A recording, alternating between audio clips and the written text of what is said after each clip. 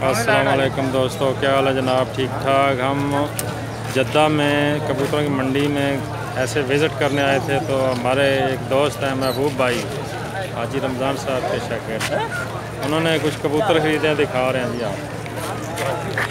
क्या बात,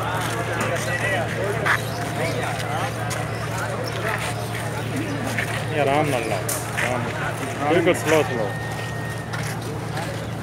कैसे लगे जी आप? बहुत खूब, बहुत अच्छे। ये अंसर भाई कुछ देख रहे हैं तो साथ में अभी बकर भाई।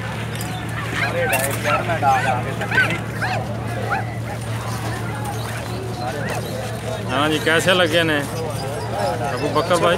ठीक है। सियालकोटी प्लाट। हाँ जी,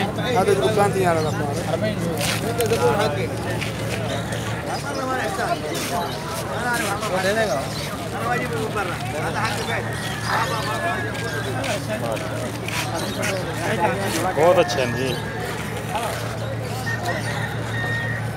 बहुत अच्छे खरीदे। सही बात। पूरी मंडी चाड़ो गया। अस्सलाम वालेकुम प्यारे दोस्तों, आज हम सूक में आए हुए हैं कबूतरों की मंडी में आपको शौक कराते हुए जी। देखिए जी माशाल्लाह जी, कबूतर ख़रीदे हैं जिन्होंने माशाल्लाह।